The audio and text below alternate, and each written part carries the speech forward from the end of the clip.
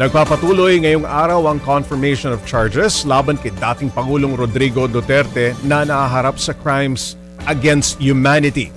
Sa unang araw kahapon, binasa sa hearing ang charges kay Duterte, kabilang ang 2 counts ng murder at isang count ng murder at attempted murder na nangyari nung alkalde pa siya ng Davao City hanggang sa maging presidente ng Pilipinas.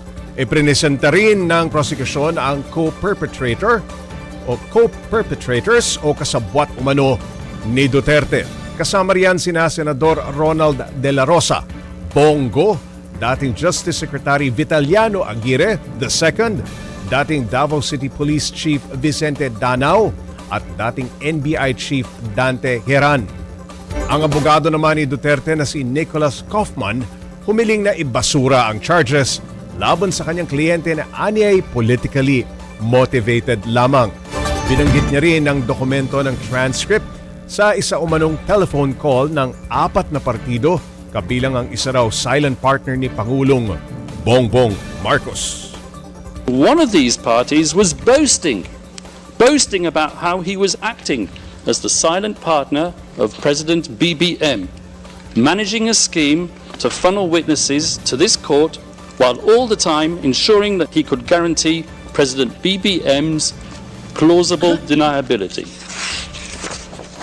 So it is indeed the defense case that President Ferdinand Marcos Jr.